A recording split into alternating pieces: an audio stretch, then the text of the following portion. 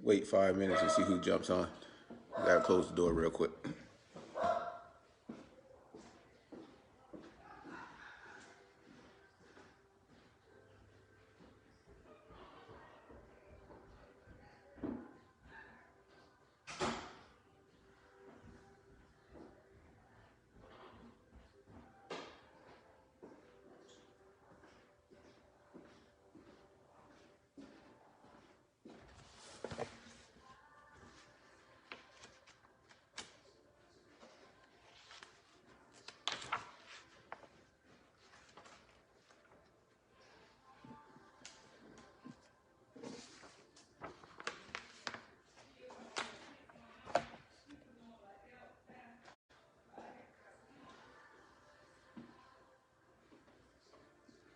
All right, I'm here, y'all. Just give me a sec. I just logged on early so everybody can chime in.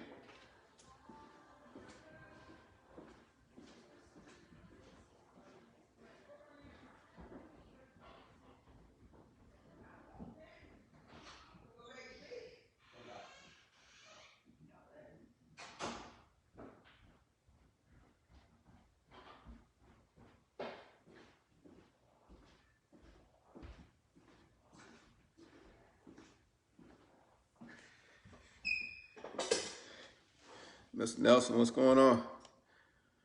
Been a long time. Let's see, Jazz, Chaplain, Rodney. Sorry, Major, how you doing? Yeah, I'm gonna give a couple more seconds and then I'll just do a few opening remarks because really what I want to do today is just let people kind of ask questions as they got them. Spend the next 30 minutes or so asking questions and all that good stuff. So I hope y'all can hear me and see me okay. This is the best team in the NFL. What are you talking about? The Broncos.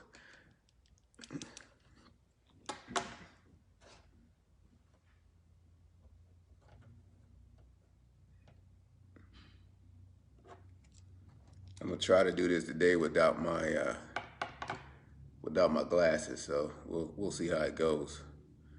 But so far, I can see everybody's comment. See Matt, Eli, hey Paul, how you doing?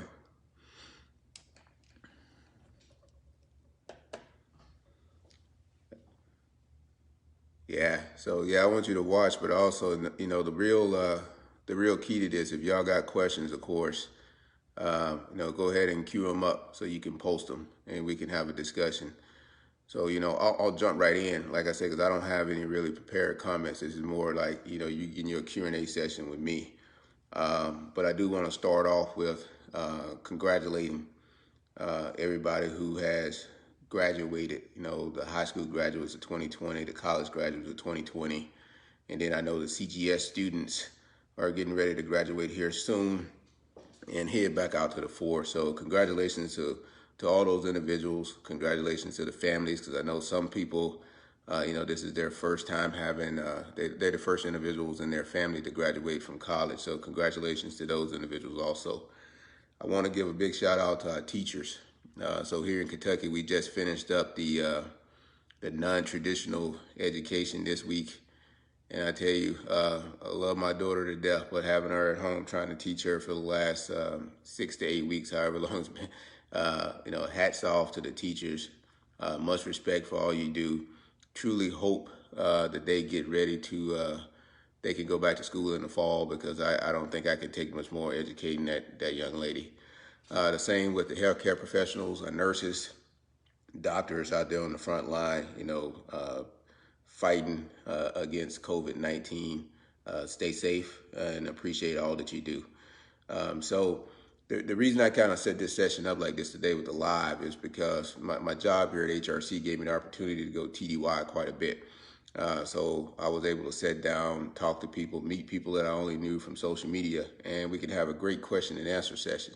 Well, now I can't go TDY, so that's kind of been taken away. So I wanted to take this opportunity to kind of ask any questions that people might have. And I see a couple coming in. So I'll start off with Eli here. What does a FA field grade leader look for in his logistics officer? So as a FA battalion commander, my logistics, my FSC commander was my SME. So what I look for in him to know his job, and be an expert in his job. He had to kind of humble himself a little bit. And not only was he a commander, but he had a seat at the table during the MD&P process, because I relied on him from everything logistics. Naturally, in the FA battalion, we have an S4. That S4 is a field artillery officer. So, yes, I relied on him for certain things, but having a school trained logistician within my formation, that was my SME for everything logistics. Question, Wes, I see your question here. Consider for the next assignment after company command, broadening. So successfully completing company command, I mean, there's a lot of options, and I know a lot of people talking about going to the fellowships and stuff, which are great. I mean, you can apply for those and go do them, but think of certain things like ROTC is a great way to give back, especially after completing successful command.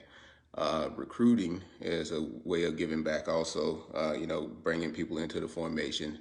The SFAB, naturally, tactical broadening assignment, which I was a little skeptical of the SFAB at first, but now I'm a fan of it. There's a couple of my former commanders with their route. So that's a great assignment to kind of look for. Aide de camps, coming to work at HRC, going to be an OC at JRTC or NTC. And I said JRTC, and I know some people be like, Fort Polk, but just kind of think about it. You're sitting there after company command, company battery troop command, and you're watching all those formations go through, so you just filling your green book up with lessons learned. So when you go back out to the force as an S3XO, you have, some of the answers to the test already. So, definitely consider that as you go along. And the other thing I'll say, and, this might apply definitely for the field grades, is don't wait too long before you go to the Pentagon. I was a senior major about the time I went to the Pentagon. I was a senior major promoted to lieutenant colonel. And I think that I waited well too long within my career to go to the Pentagon. So I encourage people to go there. It gives you a different view of the military, and it's very rewarding. Some of the things offered in the DC region expose you to senior leaders in not only the Army, but across DOD. So that's something to consider also. Eli, I think, disappointed. I was fortunate that I had two really good FSC commanders when I was in command, and I worked with some really good logisticians over my time. But I think the only way that you could really say disappointment is a person come in and they don't know their job, and they're not willing to go out and learn their job. Okay, so yes, we expect you to come in and be an SME, but let's be honest, there are going to be things you don't know at the captain level. But you have a BSB commander, you have the support brigade, right there on your installation. So if you don't know the answer, or is a resource that you don't have within your formation, the expectation is you take some initiatives and you go out and you ask those individuals, those senior, logisticians on that installation, and, figure out how to accomplish the mission. So I think that would have been my only disappointment. But again, like I said, I had some really proactive guys that I worked with, and they were really good about getting the job done. All right, I see a lot of all great comments. Actually, my FSC commander there is watching. Nate, how you doing? So, it's good to see you on here also. And then if anybody got anything else they want to share, please just type it in, and I'll definitely share it with the group here. So while I'm waiting on the next question to come in, let's talk a little bit about mentorship, because this is one of the things that I've been reading a lot about, and then I've been doing a lot myself. You have to be really careful when you call a person your mentor. And the reason I say that, social media are great. Like this right here is great. There are several of my mentees on this this live right now, and they know it. But just because we interact on social media doesn't designate me as your mentor. That is a special kind of relationship. So I encourage everybody to get a mentor. And but once you find that person, or that person finds you, you establish that formal relationship where they know you are their mentee, they are your mentor, and that opens up certain rights for you to do, i.e. using their name, them contacting individuals, and helping you to open doors and stuff. So just my plug on mentorship. Jazz, go ahead and type your question in about mentorship. We could discuss it. Paul, I see your question here. The type of relationship do you see between the company battery troop commander and the battalion S3XO? Interested in your thoughts for both the commander and the XO and S3 should interact. So here's the deal. So I'll start off with company battery troop commanders. You should always go to the XO S3 first before you take things to the commander. Those field grade officers can be your buffer between, you and your raider. And they have, not only are they interacting with the commander daily, so they're counting his thought wheel, his process, but they do have, experience at the exact job that you're in. So they probably can help you through, I would say, 90% of the problems that you would face as a commander before it even comes to the battalion commander level. So I say all that to say you should have as a company battery troop commander, have established a really good relationship with your field grade officers. I would just go up to visit them, 2 to 3 times a week, even if you don't have an issue to bring up. Just go up, set up and talk with them, see how things are going. Run, training ideals by them. Run if there's issues within your formation. Talk to those individuals first. And then if it has to go over to the command team, you can do that also. I would actually throw that plug in for the sergeant major also. Sergeant major normally have 20 plus years of experience, and they didn't see some of everything. So I would say do a similar thing with the sergeant major and pick their minds on everything that you think come up within your formation, and they should be able to help you out. Likewise, so as a field grade officer, S3XO, and this is part of that transition from a company grade to a field grade officer, by the nature of your rank, you automatically take on a role as a coach and a trainer. So what do I mean by that? It's your duty, I feel, my opinion, that you reach down to those company battery troop commanders and pull them in and coach and train them on the experiences you had when you sat in their seat, and share some lesson learns and TTPs with them so they can be successful. Everything doesn't have to rise to the battalion command level. I mean, this could be something that it might be, commanders lunching with the S3XO on a weekly basis, just so that you can talk things out. They can understand things that's going on at the battalion level. You can understand some of the challenges they're facing at their level, and I think it'll make the battalion that much better. All right, I'm strolling now. Paul, hopefully I answered your question. If I don't, come back to me and let me know. Chaplain, I really enjoyed your Chaplain Brown, the radio show yesterday. That's great, and I hope you can sustain that while you're down in Texas there. My best NCO mentor to date, and I shared this in another story. So I think what set the foundation for me to a path to battalion command was my initial interaction with my first platoon sergeant when I was a second lieutenant, first lieutenant, and I had two. First sergeant retired James Ford, and then sergeant major retired Von Singh. And what those individuals did, and I still keep in contact with them today. I talked to them frequently when I was in command, but those individuals kind of set the foundation for me. They showed me that I could focus on my role, my responsibility as an officer, and they were going to take care of their roles and responsibility as an NCO. And once that trust was built into me, it kind of made my job that much easier. And then it also helped me over the course of my career to identify, strong NCOs who had that same mentality as those individuals did. And then the ones that, were not as strong, that I would have to go back and fact check some stuff or question things and go from there. So, Mr. Nelson, Absolutely. Warrant officers do have a seat at the MDMB table.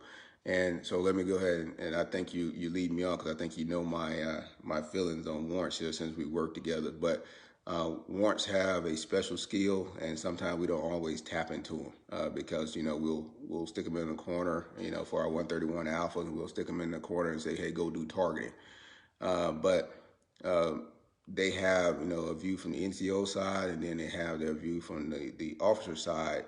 And if you're not tapping into that knowledge, I think you're missing out. So they definitely have a seat at the MDMB table. They have to, and this is for the warrants, you have to utilize your voice once you get to that table. Speak up, share the knowledge, make sure people are listening, make sure people are understanding. And for some, your warrants are coming in with several years in the military. Also, you might take on a role as a coach and teach for the junior officers that's on that staff, because sometimes the staff are made up of lieutenants waiting to go down to batteries, et cetera, et cetera. So speak up, use your voice, share that knowledge, and then if necessary, you pull that commissioned officer aside, or some NCO and say, hey, this is why I said this is how this works, and this is what's going to make it better. Speaking from the artillery standpoint, it's critical, especially when we're doing targeting. We're trying to clear airspace. There's no better person that knows that has this expertise than our warrant officer. So we definitely got to include them into the planning process. I agree with your comment about the XOS3 first, but I will add as a commander, if you're not getting what you want, if you're not getting what you need from both the S3 and XO, go to the sergeant major, then to the battalion commander. Absolutely agree. But as battalion commanders, our doors are always open, but there are so many avenues that you can go to before you get to us first. So, and I think I actually pushed commanders that was part of the in process and to go sit down and talk with the sergeant major. That way you're starting that relationship. So definitely include the sergeant major into that chain. Yep. Yeah, we were fortunate, Paul, that we had a really good sergeant major. Very proactive, very knowledgeable, and he took an interest into making sure that you guys were successful, which means that the battalion was going to be successful. So, and let me say this, Paul, you getting ready to graduate along with a lot of your peers there and go back out to the force and be S3XO. That relationship doesn't stop. As an S3XO, include the sergeant major. It's nothing wrong with bringing in the sergeant major and say, hey, this is the plan we came up with. Before we talk to the commander, we want to run it past you, utilize your years of experience, utilize, your knowledge of how the commander's thinking, stuff is going to operate, and get his take on it before you pitch it to the commander. So bring the sergeant major into the fold, definitely, and use it. Okay, I got another comment here for answering your message. Brian Nelson, I am MI, but I would say yes, your warrants have a role in MDMP as well as the overall development of the organization. Absolutely correct. I 100% agree. Chaplain Brown, thank you. I would love to reassure you in Texas to stay your officer position. However, we will pray about it. Absolutely. I hope you can keep going on with that. Mike Sturdivant, I've been on your call for a couple weeks here, and I promise you I'm gonna call you back, and we're gonna get the wheels turning back again. Things just got a little busy here, so I'll get back with you though in the next couple of days here. Okay, I see Robert Shepard. At what point in your career did you start to see and understand the bigger picture? How much did that help you on your path to battalion command? I think I went to Korea 2009, 2010 as a major directly out of ILE. And I think working there in 2ID headquarters kind of helped me to understand the bigger picture of how the Army works. It also helped me to understand the importance of mentorship and senior leader involvement into your assignment. I would say that 2009, 2010 point in my career, once I pinned on major, I started seeing the bigger picture. And also, I think that was the point where I truly understood. I came into the military knowing I was going to do 20 years, but at that point, I knew that I was going to push until the Army told me I couldn't go anymore. I knew that my goal was to, command at every level that they give it to me. So my mentality started to change a little bit, and I started to seek mentorship. I started to talk to individuals. I started to, revise and shape my leadership style, and just did everything possible to kind of to better myself. So the job that I would say that actually helped me the best when I was in battalion command was the job prior to taking command, which was DAIG as an investigator. Uh, because it's bad to say you don't know what you don't know, but even at that point in my career, I did not know how easily sometimes perceptions could get you into trouble, and sometimes how a simple act that seemed harmless could get you into trouble because it violated some regulation or a policy or something like that. So that job at DAIG kind of opened my eyes. It helped me to focus a little bit. It helped me to read policies and regulations and understand them. So when I went into command, I had a clear understanding of how I wanted to command, the perception I wanted to take, and also I understood the policies good. So, okay, I got another question there from Mr. Nelson. And do you see UCMJ actions towards soldiers that come before you as cut and dry, or was it case by case, i.e., each soldier's situation was different? Definitely case by case. And this is, again, other commanders might have it a different way. But for me, it was a case by case situation. And I took everything into account because you got to realize, I mean, you're dealing with UCMJ, especially with a soldier that's married. Not only are you taking into account that soldier's career, you're taking into account that the families, the children, everything that comes along with that. So you have to be, you have to go in there with an open mind. You have to listen to everything that's coming out before you.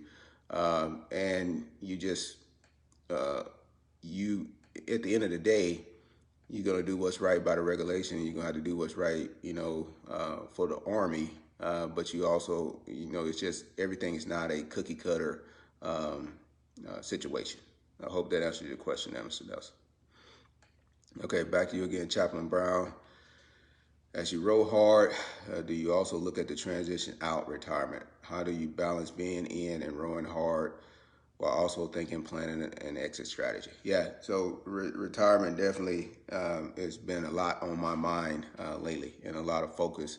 And to be honest with you, it's something that I have lacked in because I haven't planned for it throughout my career.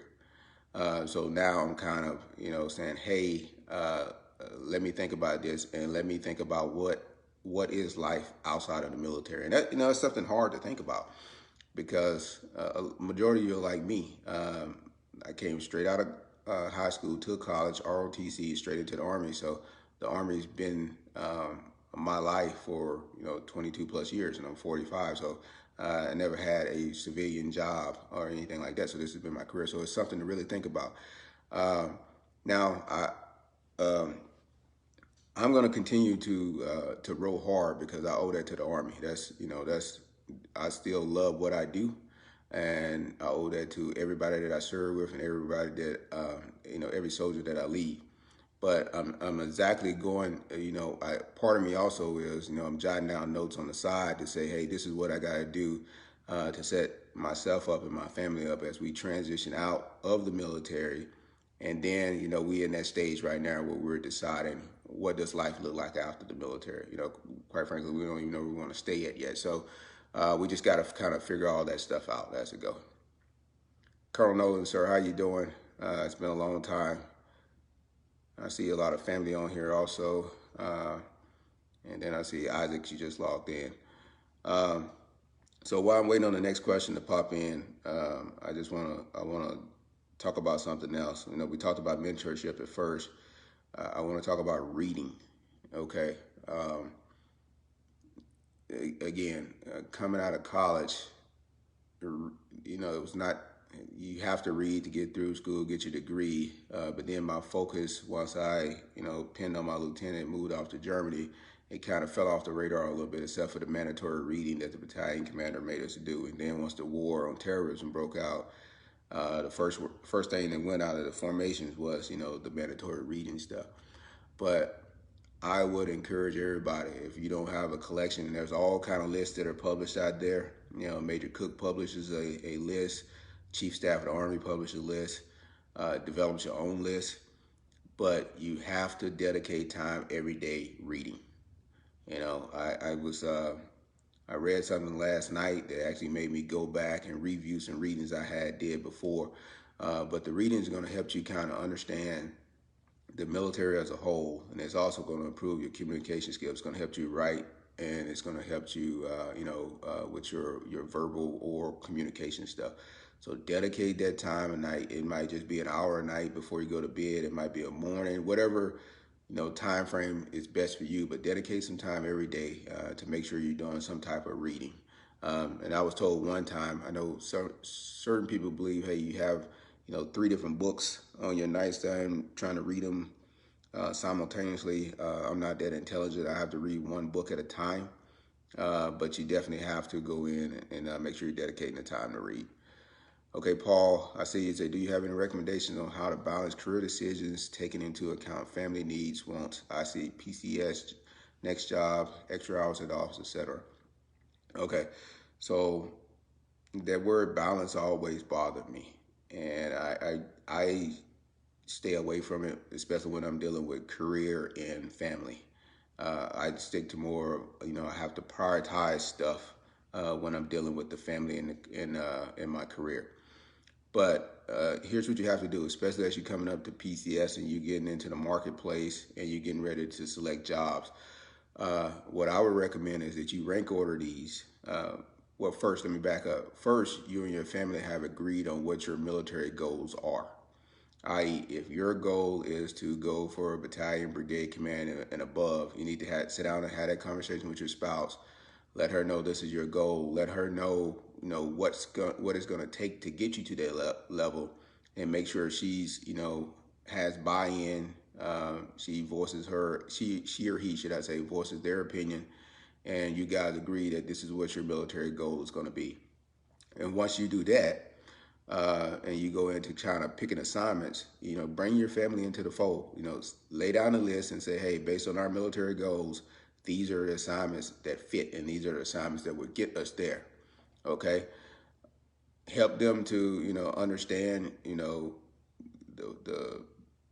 some of the special, I guess, nuances with the installations that you'll go to. And then ultimately you guys make the decision together so you can go back into your marketplace and rank order them based on your career goals, and also your family will have buy-in from there. Extra time at the office, it's going to happen. I would like to tell you that it wasn't, but it's going to happen. I always share the story about being in command. It was 480 plus days out of that 730 days I was in command were all dedicated to the office, and that doesn't take into account extra time. They just take into account training and deployments and CTCs and stuff. So again, it's all about communication. We always talk about communication within the military, but it's all about communication with your family also. So they'll understand, hey, I got this training event coming up. It's going to take me away for a while because I got to plan it and then execute it. So nothing is a surprise. They kind of understand you got to burn the midnight oil and get things done. But I will say, don't make that a habit. Okay. There's no reason why you should be staying at the office extra hours every day. In my opinion, it's a lack of either you're not delegating stuff down and trusting your staff to do everything, or you're failing at your time management and you're kind of all over the place and you're not focused on the priorities that you are. So you got to be real careful that you go in there and you take the commander's priority as you going into the next 3XO. Delegate out those priorities, issue your guidance, and kind of supervise. And then so also you managing your time during the day so you can get out of the office at a decent hour, and also those individuals who work for you can get out of the office at a decent hour. Now, Paul, if I didn't answer your question, just circle back to me and let me know. Talk about the importance of doing counseling, and not just quarterly counseling, but performance counselings in writing. Okay, yep. So, yeah, and I don't care what level you are. And I had this discussion and some people disagree with me, and that's fine. This is my opinion. I don't care what level of the military you get into. Uh, you need to sit down, especially if you're that senior leader, you need to sit down and do initial counsel and quarterly counsel that is prescribed by the regulation. Okay, no ifs, ands, or buts about it. That gives the officers the asthma check, and they know where they are. They know where their shortfalls are, and they can go back and do a course correction. Because sometimes, again, I'm using the term we don't know, and if you don't tell me that I'm off course, I'm gonna think I'm doing everything right, and I'm gonna continue on. So that's how critically important the counselings are, and then it's gonna help you because your evaluation shouldn't be a surprise. So those counselings are going to lay the foundation. So when you get to your evaluation, you pretty much already know what your rating is going to be. It's not going to be a surprise. Okay, performance counselings are critical, and I think performance counselings are more critical at the company grade level versus the field grade level. So using my own example here as a battalion XO, and some of my staff might remember, we did performance counseling monthly because we were getting a young staff ready to go to Afghanistan, and a majority of them hadn't deployed before. So it was important for me to sit down, talk to them, tell them how they're performing, and give them some pointers on, getting their section ready to deploy. So it doesn't always have to be negative, okay? It could be a sit down to just say, hey, you're doing X, Y, and Z, you're doing really well, focus on, A, B, and C, and then kind of go from there. And my practice is I just like to put stuff in writing because a person can go back, they can review it, they can take notes on it as we're talking through it, and then they got a hard copy document there that they can go back and review in the future and see that the points that I pointed out to them, from my perspective, and make sure they're meeting those goals. Hope that answers the question. Okay, Jazz, I see it. When it comes to cohesive among the forces, regardless of branch or rank, how have you dealt with picking back up the pieces after being temporarily interrupted by example, EO issues, etc.? Okay, yeah, that's a good one. Yeah, cohesion is important. So it's kind of like it's a delicate process, but I think the way that you keep that unit together is, like with your example with an EO issue, you take swift action. Okay, you don't cover it up, you don't try to sugarcoat it. When those things arrive, you jump on it quickly. You take swift action, and trust me, across the battalion, they're gonna see your response to it, and they're gonna know, hey, this leader, this happened, because bad things happen to good units. This happened. However, our leaders took care of it. They're dedicated to taking care of us, and I'm confident in my leadership, and I think the wheels will continue on to move. So, we had you have those within formation. I had some issues like that within formation, but I think the easiest answer is just make sure you're taking quick and appropriate action, and you won't have any kind of interruption into what goes on. And then if you have to, it's okay. Stand down in unit for a couple days, have some sensing sessions, let people talk. You give your perspective also, and then you drive on with the business of the organization. So again, if I didn't answer your question on that, just circle back to me and let me know. Okay, Chaplain Shabazz, sir, how you doing? Glad you're on with me here. So is it a myth that AA officers are being discriminated against in the military, or is it fact or fiction? If it is, how do you deal with it, and what would your advice be? So yeah, sensitive topic to me, but it happens, sir. I mean, I'll be honest with you. Does it happen as often as it claims to be? My personal opinion, I don't think so, because everything is not a racial issue. Everything is not discrimination. Some things are you are just not performing well. But I'm not going to sit here and say that there's because we're dealing with a very subjective evaluation system in the military. So I'm not going to sit here and say it does not happen. So it does happen. You asked me how do you deal with it. I think the first thing is you have to be true to yourself. Before you throw that out there and say, I was given this because my skin color.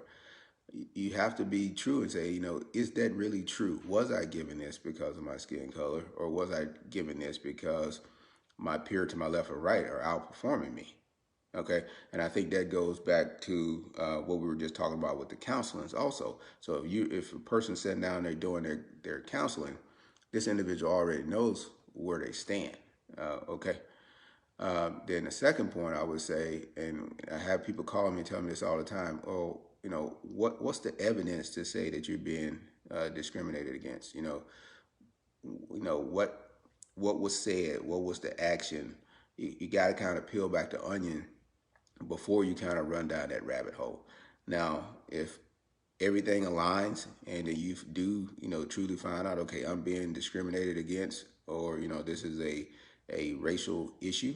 We have multiple agencies, including yourself, where you can use the chaplain, but naturally you got, EO and everything that you can go to and report this and let the experts kind of handle it. Again, like I said, it's a very touchy topic, so I hope I answered it to the best of my ability. But I do think that it occurs. I just don't know if it occurs in the volumes that we think it do. Sir, tell me if I'm offbeat here, sir. Okay. Chaplain Brown, I see you saying sometimes staying late at the office is an opportunity to avoid other things, emotional, family, financial, etc. So how do you engage peers and subordinates to ask for help? Yeah, that first point is a good point too. And if you see people who stand at the office that late, it might be good, like you're saying, chaplain, to sit down and have a conversation and see, absolutely, hey, is everything okay at home? How are things going? How's the family?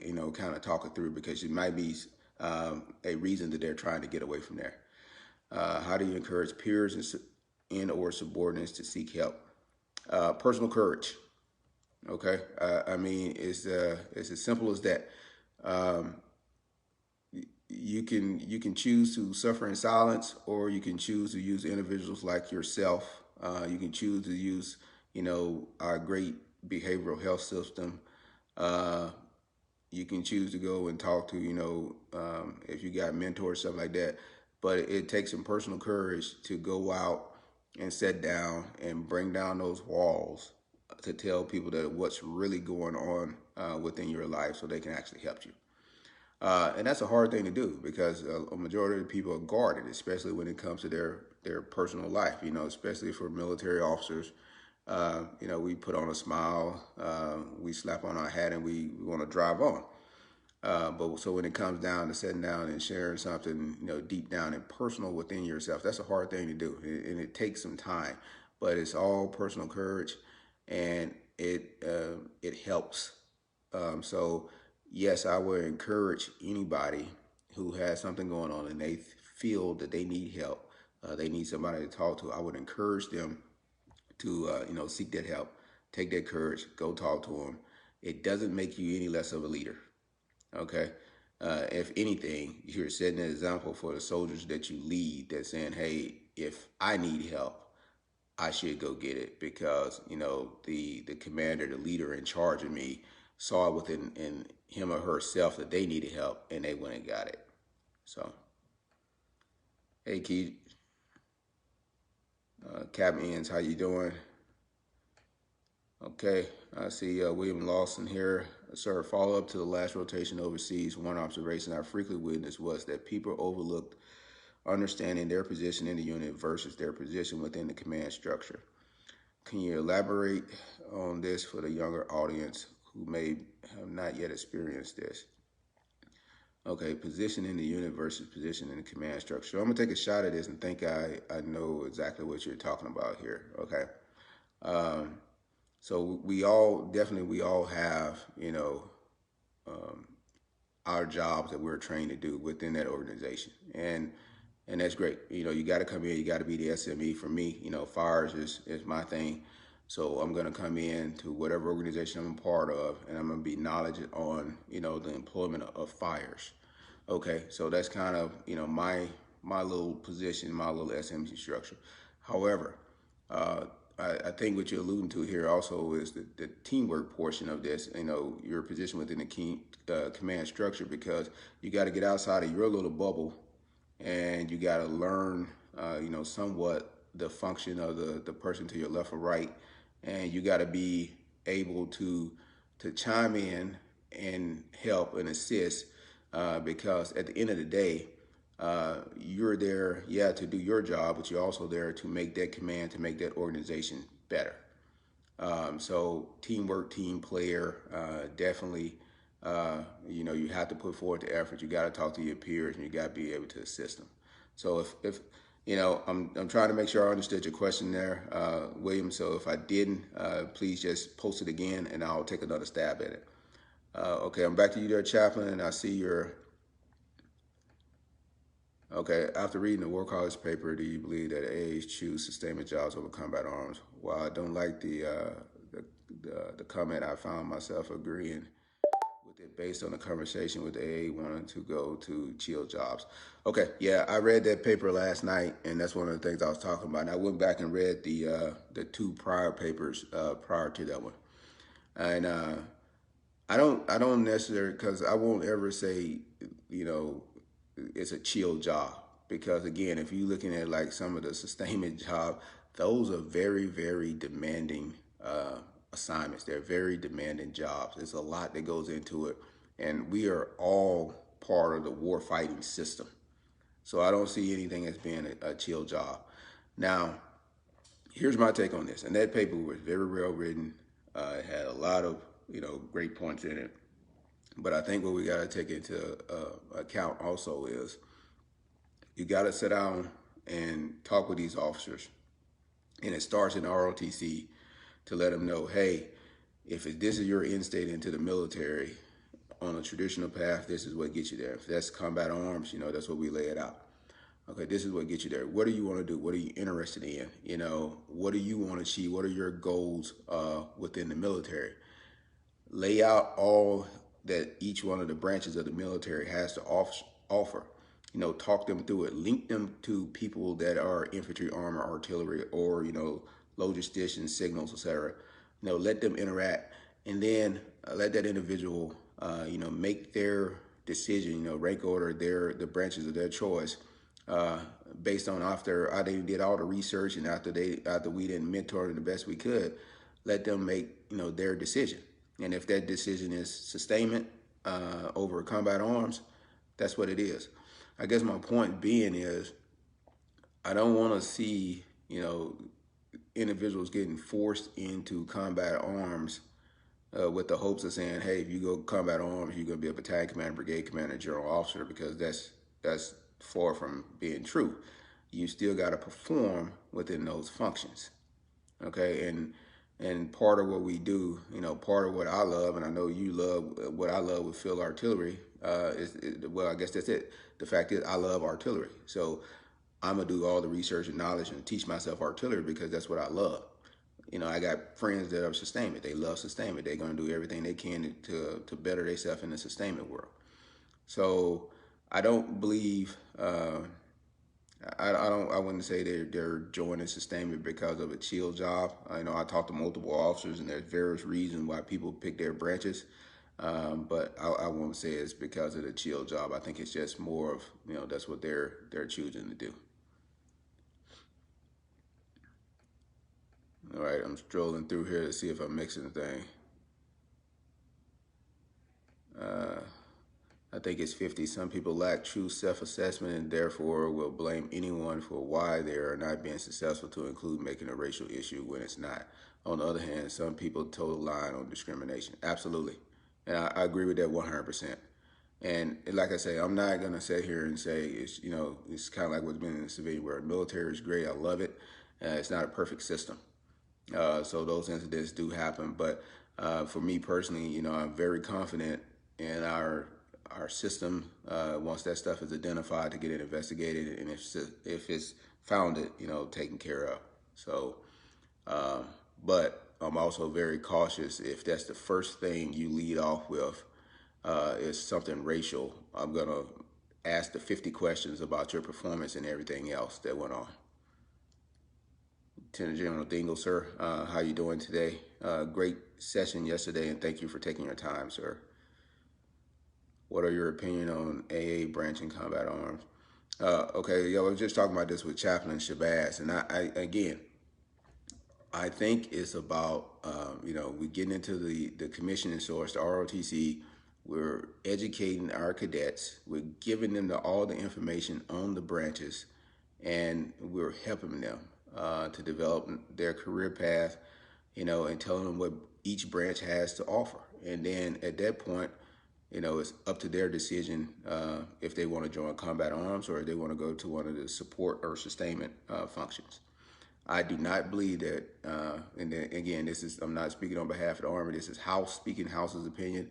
I don't think we should force anybody into combat arms.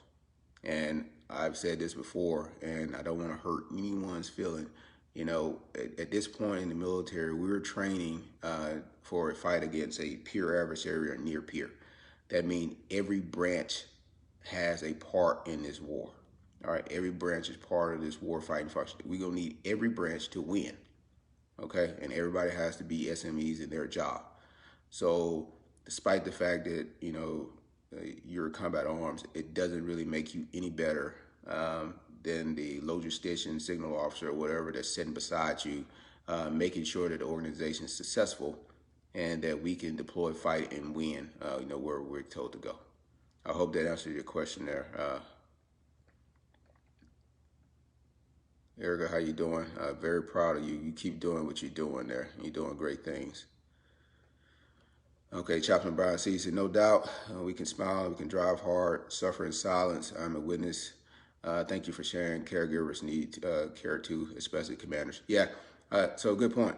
And I'm going to tell you, the military has some of the best trained medical, behavioral health professionals out there. And they are there for everybody, regardless whether you're a private or general officer. You just have to go in and, sit down and talk with those individuals. They're going to talk with you, and they're going to help you, and they're going to get you back in the right set of mind, right, and back on your feet, and back into the fight. So absolutely, take care. You have to take care of yourself first. That's the only way you're going to be able to take care of anybody else. So, and my chaplain was really, really good about coming by, not only, and I guess this is, for chaplains out there that are going to work in battalions. Yes, we depend on you to give us a pulse on what the battalion looks like, but it's nothing happening. There's nothing stopping you from just coming by, sitting on the couch and saying, sir, ma'am, how you doing today? And I was fortunate to have a really good chaplain that did that. And we had conversations, almost 2-3 times a week, not about the battalion, just, how, I was doing and how I was feeling and stuff. And it helps. It helps. It does. Hey, Greg, if you send me a message offline with your email, I'll send you that paper. But I think it's been posted in the forum also. Hey, Sergeant Major Craven, how you doing? Kim, how you doing? Tell Chris I said hi. Okay, well, let me say, combat arms for a battalion and brigade commander then lead to GO. Sorry for the chill job, however, jobs that will lead to outside opportunities after the military. So I'm gonna ask you to expand on it a little bit because I'm not, I can't really comment because I'm not following. So if you can expand on it a little bit, then I'll share it with the group, and then I could share my opinion also. All right, see a lot of people chime in and watch here. Sergeant Pinafore, yeah. It was great working with you also, Missy also. Hey, Otis. Hey, Otis, thank you for all you're doing. You're using your platform to get the word out, the interviews that you do every day. I try to get as many of them as I can, watch them and learning, even the civilian side. It's absolutely fantastic. So keep doing what you're doing, and I kind of keep going from there. Okay, I see why I said, man, I had such a great chaplain assigned to my battalion. He was so helpful. My brigade commander comment on his action frequently. That's how much our soldiers talked about him. He was a great outlet. Yep. I much respect for chaplains. I really do. Okay. Asher, how you doing? Your question, what are ways to keep readiness when PCS season occurs? Several of your crew squads, etc., were broken up due to drill sergeant schools, etc. Yeah. So here's the first thing you gotta do. You need to be checking your rosters there and planning ahead. So if you see a person that's been on duty station for 36, 48 months, it's a high probability that that person is probably going to come out on orders in PCS. That way, as you looking at that roster, you can plan ahead and you can say, hey, okay, this person is going to be PCSing soon. So let me go ahead and pre-position somebody into his place. I can get that person in, get that person certified, and the system, the crew, everything keeps rolling on. All right, and when you talk about stuff like drill sergeant recruiters, those are the best of the best NCOs that are getting selected for that. So that's good for their career. So definitely don't hold those individuals back, but you got to identify. You can identify it ahead of time. Another thing to do is a simple. This is something that your sergeant major probably can do. It's a simple email to the enlisted branch here at HRC and say, hey, I got this individuals. Are they going to be moving soon? All right, and somebody here in HRC could probably tell you where they fall in OML and give you the probability if they're going to be moving, and that can trigger some moves within your formation as you have to switch people out, put people into position, and certify, so you can make sure your crews and squads are certified and still maintain your readiness. Okay, back to you. Okay, I was speaking. Okay, back to you, Chaplain, sir. Shabazz, sir. I was speaking about AAs seeking the sustainment jobs, no chill jobs, but jobs that would lead to outside of. Yeah. Okay, sir. I understand. Yeah, and I think this is something that I talked to a couple of officers about. I don't know where I was at, and I mean that's true. I mean, it's not everybody, but there are certain officers who their decision is to join the military, join those branches, and they're going to transition out in 4 or 6 years, and they want to take the experience that they learned in the military and take it to outside civilian opportunities. And I would say, I mean, nothing wrong. I'm a career military guy. I was like that from the beginning. But it's nothing wrong with that. That I think if that's what they want to do, that's what we want to do, as long as they're performing while they in uniform. But I will say this, and this is something that I learned sitting down talking to a senior mentor of mine in the combat arms. You can transition your combat arms experience into the civilian world also. Okay. Take into account, if you're a battery company troop commander, that's supervised skills, leadership skills, all that stuff can be worded and put onto your civilian resume. And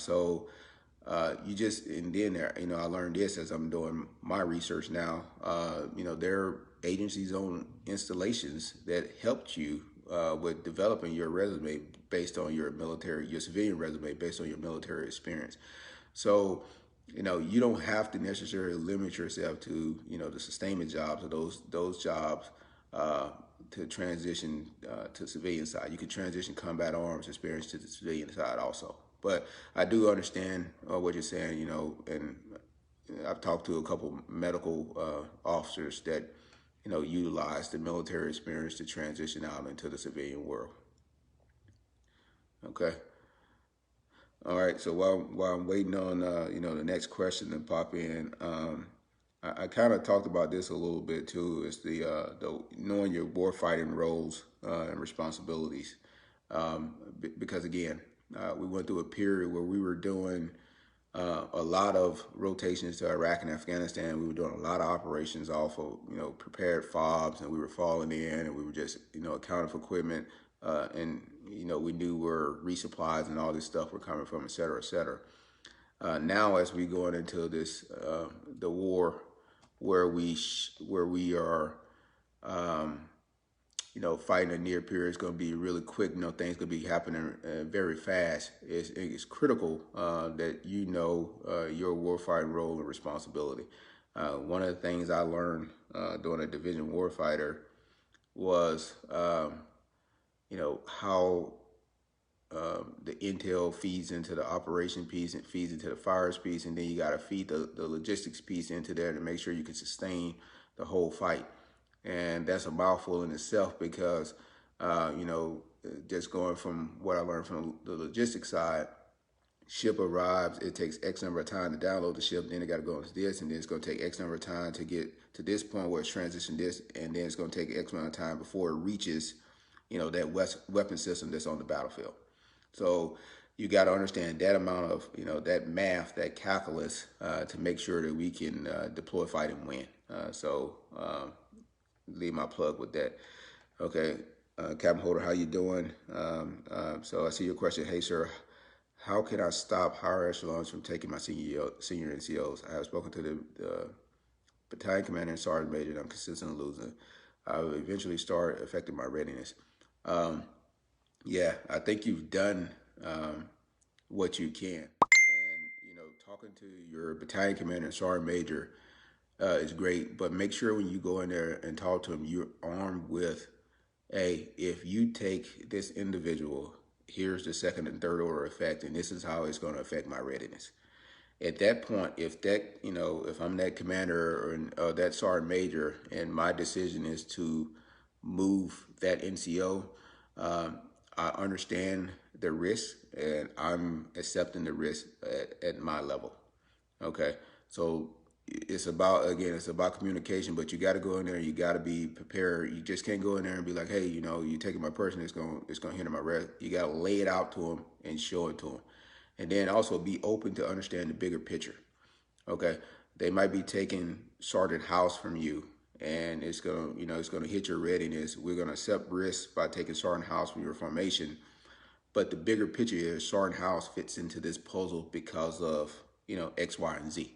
So it also gives that commander and sergeant major time to sit down and talk with you and your first sergeant to explain the bigger picture and why they find a need to move that NCO.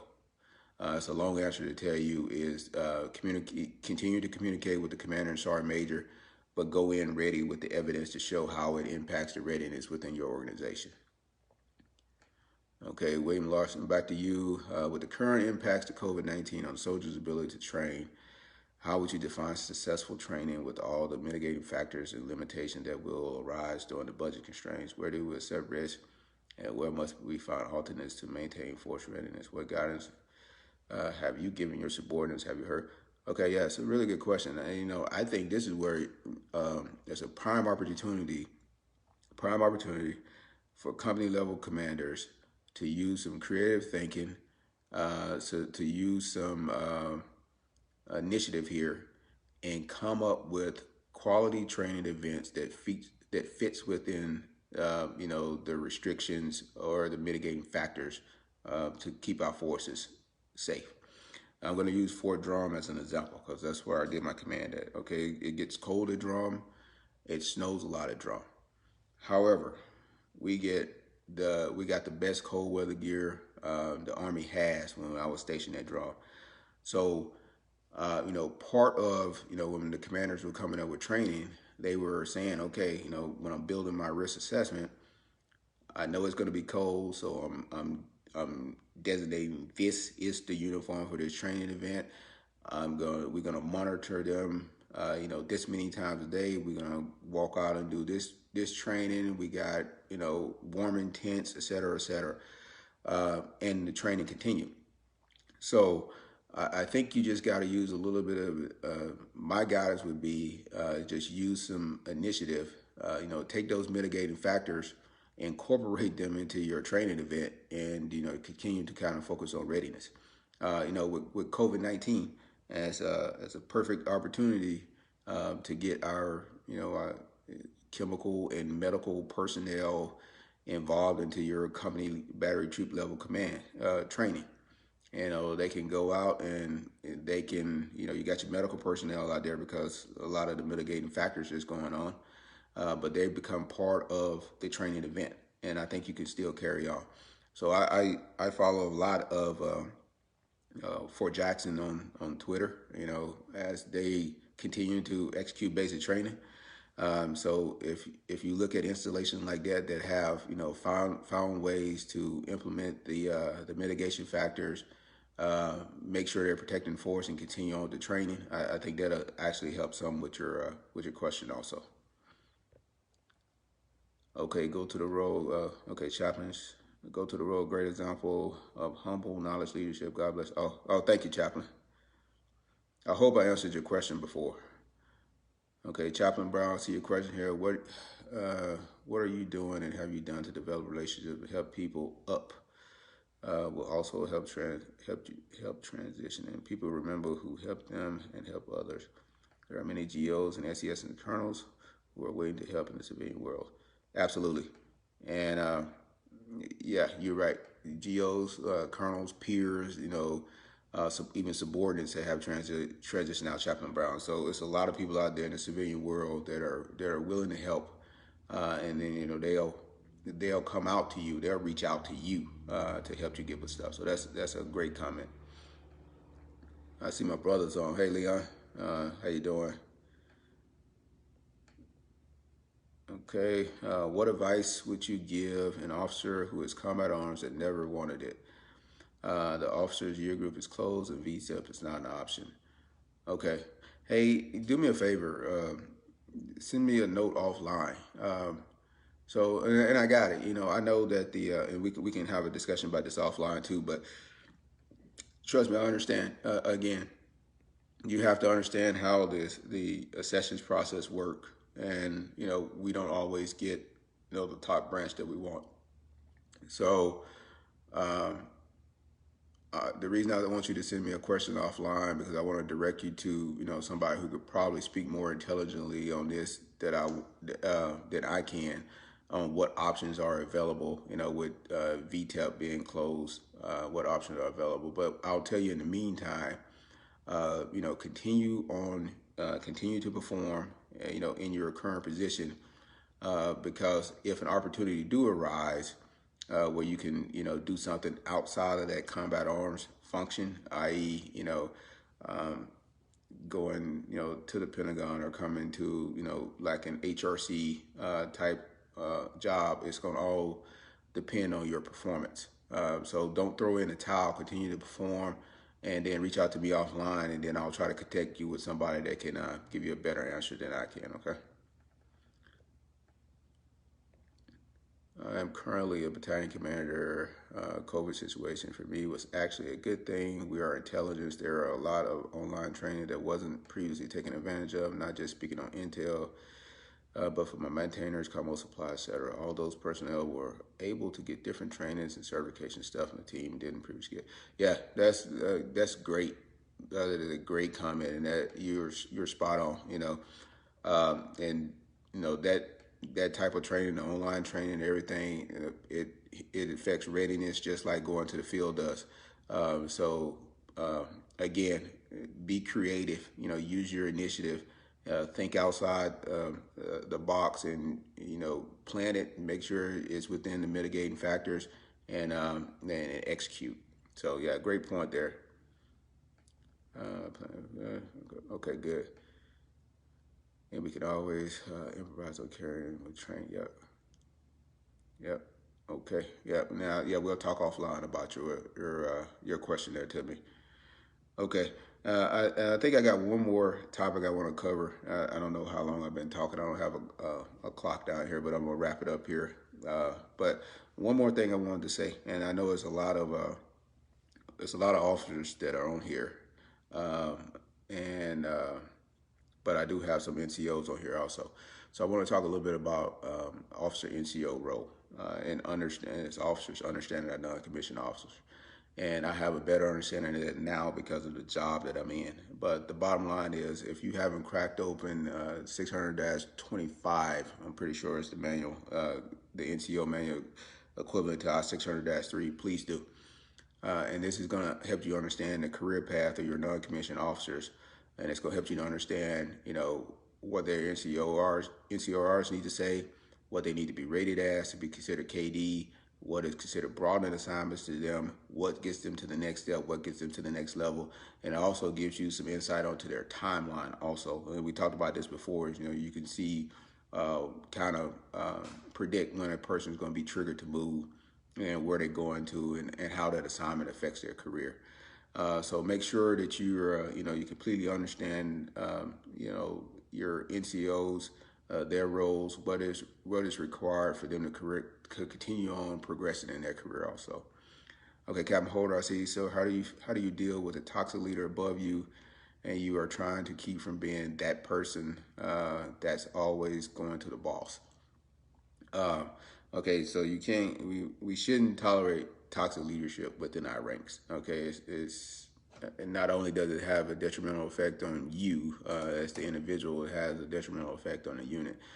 So I say if you dealing with that and that person is toxic again, it goes back to what I said before though. You know, toxic leader takes on many definitions when people throw it out there. So you got to make sure you're peeling back the onion, and this truly fits within that the military definition of what a toxic leader is. And then yes, go to the boss. So that's the only way that you stop this kind of action. If it's truly a toxic leader, if you report it, let it get investigated, and trust our senior leaders to take care of it. Otherwise, it's going to continue on into the future. So, yeah. So I don't think I would advise. I wouldn't advise you not to take it to. I would advise you to take it to the boss if you truly identify somebody within your organization that is toxic. You take it to the authority that can do the proper investigation within that of that leader. And that's the boss. Again, that's IG. They're outside organizations that do these kind of investigations also. I hope that answers your question. If not, we can talk a little bit more about it. Sir, do you have any information on OCS or soldiers trying to extend in career, because I'm trying to drop my OCS packet? Okay, I don't have any information on OCS. You can send me a note offline, and I will see can I find out anything about it. But tell me what's your specific question about OCS, and then I'm trying to understand your specific question about extending in Korea. I mean, you can put in for your FSTE, and naturally your chain of command has to endorse it, and then it will flow up through various places here at HRC, and it'll get either approved or disapproved. And some of that goes into we have to take into account, we have to balance the force. So it takes into account of the strength of the unit that you're there in Korea, and also the strengths across the armies at various installation or the unit that you're going to. So I'm not going to tell you it is an automatic yes just because you want to stay in Korea. There's some analysis that goes behind it before those things get approved or disapproved. But you can send me a note. Again, you can inbox me, and we can talk more into detail. ILE first, ma'am. Following, I'm actually getting accepted into that program. Okay, that's a different conversation. Sheila, how you doing? Yeah, I do my best to try to make the hometown proud there, Sheila. Okay, you might have mentioned this prior, but what good, not so good characteristics do you see in your company commanders? Okay, so yeah, now we talked about logistics commanders. We didn't talk about commanders as a whole. So the obvious things: physical fitness, communication skills, proactiveness, using your initiative, being able to understand the commander's intent and execute within that commander's intent. Those are all the positive things that we expect of our commanders. Dwayne Wagner says this a lot. Risk the mission, risk the force. Commanders that can crack the code on that and figure that out. And apply that to all the training against again. At that point, you got company battery troop commanders that are starting to think at the field grade level. And the ultimate goal is, once you get toward the end of your command tour, is that we have developed you to that point where you're starting to think at a field grade level. You're starting to see the big picture, and you can start to prepare yourself for that transition from company grade to field grade officer. The commanders, my experience. Okay, here's again the commanders that I've saw that have failed. A couple points. If you want to get your master's degree, house supports you. Don't get me wrong. If you want to get a higher level degree, go for it. I don't think that getting a higher level degree while you're in command is the right idea. And I've saw this where commanders are, in command. They're trying to balance these master's requirement, and what suffers is the command. So if all possible, I would advise that, if you're going to get a higher level degree, don't do it while you're in command. Likewise, it's okay to get FaceTime with your battalion commander, but as you consistently coming back and back, and back, and question, and you bring in problems with no solutions, again, that's not really a quality you want in a commander, especially as you preparing a unit to deploy, and that commander might be on the other side of the country, away from the battalion command. I'm gonna need you to be able to take my commander's intent and operate. So the ability to think independently, operate independently is also critical. Also. Sergeant Major, how you doing? Yeah, I'm trying. I hope that everything's doing okay in Germany. We were on our way over there until COVID stopped us. So hopefully I'll pass across again soon. Yep. Latan, how you doing? I'm glad you're enjoying the conversation here. Hey, look, I've been talking for a while, and then I'll be interested. I'm gonna wrap it up here, but I'm gonna be interested in if this is something that you guys are interested in. I could take some time. I could dedicate at least, once a week, twice a month, and we could sit down. Like I say, this is kind of as I was thinking about it last night as I was doing some reading. I'm not getting to travel and talk with people and ask questions anymore, answer questions anymore. So this is kind of my way of, continuing to give back and continue to let people, kind of pick my brain. So I just want to thank you for taking the time to listen to me today. Some absolute great questions. For those I told to give me offline, please do. I really mean that, and I'll follow up with you to the best of my ability. And then if it's any more questions that might have, just flood my inbox. And everybody have a good day. Have a safe Memorial Day weekend, and enjoy your families and friends. Take care.